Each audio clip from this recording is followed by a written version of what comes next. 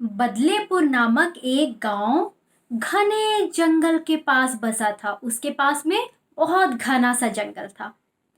वहां पे जो लोग रहते थे सब लोग उन जंगलों से मीठे फल, घर बनाने के लिए और चूल्हा जलाने के लिए लकड़ियां लाते थे और दातून करते थे। बहुत सारी चीजें।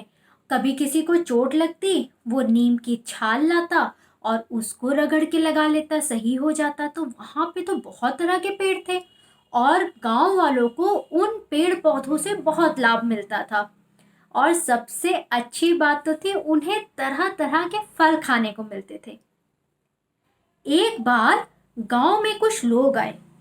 उन्होंने गांव में पेड़ काटना शुरू कर दिया। सभी गांव के लोग गए, अरे पेड़ क्यों काट रहे हो? उन्होंने कहा कि हमें लकड़ियां चाहिए। गांव वालों ने कहा नहीं नहीं, हम इस जंगल की लकड़ियां नहीं काटते हैं।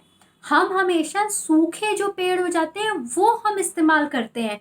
आप लोग तो हरे भरे पेड़ काट रहे हैं। तो वो आदमी थे, उन्होंने कहा हम आपको पैसा देंगे बहुत सारा। गांव के लोग लालच में आ गए। उन्होंने कहा अरे वाह, पैसे मिलेंगे, ठीक है, काट लीजिए। और जो गांव के प्रधान थे उन्होंने भी क्या किया, पैसे ले लिए। गांव वालों ने आपस में पैसे बांट लिए और वो आदमी लकड़ियां काट काट के ले जाते रहे। धीरे धीरे जंगल कम होता चला गया। गांव वालों को पैसे तो खूब मिलते थे, लेकिन पेड़ कम होते जा रहे थे। एक बार की बात है, गांव में रात में सभी लोग सो रहे थे। अब गांव में तो बच्चों लोग जो है घर के बाहर भी चारपाई डाल के सोते हैं, जिसको कहते हैं दुआर। तो वहां पर भी सोते हैं। तो सब सो रहे थे, अचानक से एक तेंदुआ आ गया और एक छोटे बच्चे को उठा के लेके भाग गया। जब तक गांव वाले जानते और पीछा करते, वो उसको लेके चला गया, उसने उसको खा लिया। गांव वाले डर गए। उसके बाद से तो आए दिन कोई ना कोई जानवर चला आता। कभी हाथी चला आता, वो गांव वालों के जो खेत थे उससे गन्ने तोड़ तोड़ के खा लेता था। कभी उन लोग के घर तोड़ देता। कभी बंदर आता और जो बच्चे खेल रहे होते उन बच्चों को परेशान करता या उनके खाने की चीजें ले लेता। अब तो गांव में जानवरों का बहुत आतंक फैल गया। सारे गांव वालों ने कहा क्या करें। पूरी सभा बुलाई गई। प्रधान जी आए, गांव के सब लोग आए। अब सब लोग सोचने लगे कि ये जानवर यहाँ क्यों आ रहे हैं, आज से पहले तो कभी नहीं आते थे। क्या किया जाए इन जानवरों का?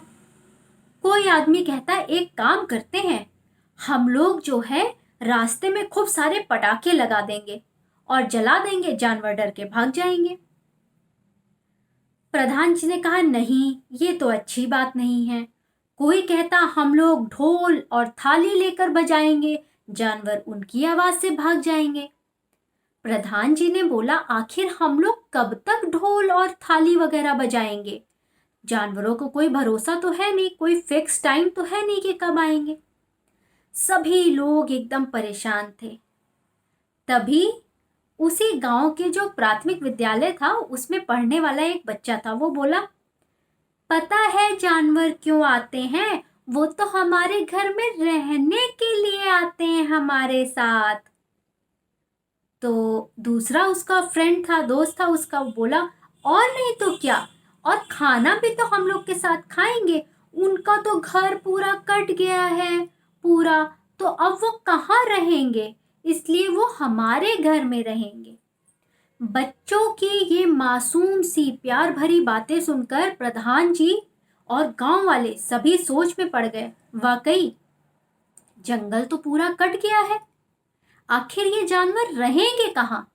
वो जंगल ही तो इनका घर था, वो पेड़ पौधे, अब ये खाएंगे क्या?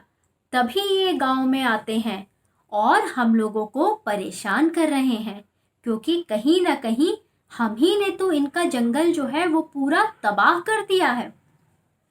गांव वालों ने ये प्रण लिया कि हम अब जो बचा जंगल है उसे कटने नहीं देंगे, साथ ही साथ हम खूब सारे पेड़ पौधे लगाएंगे। और अगले ही दिन से रात में बात हो रही थी, अगले दिन जैसे ही सुबह हुई गांव के सब लोग अपना जो है पहुंचे, एक एक दो दो पौधे लेकर और जंगल में लगाना शुरू किया। और साथ में गांव वालों ने पता है क्या किया, जब तक वो पेड़ पौधे बड़े बड़े नहीं हो गए तब तक वो लोग कुछ खाना अपने खेतों से, गन्ने खाना ये सब जंगल में जाके रख देते थे। अब जानवरों को वहीं पे खाना मिलने लगा तो कोई गांव में नहीं आता था। और 1 साल बीता, 2 साल बीता, पहले वो पेड़ थोड़े थोड़े बड़े हुए, हरे भरे होते गए और फिर वो खूब बड़े हो गए।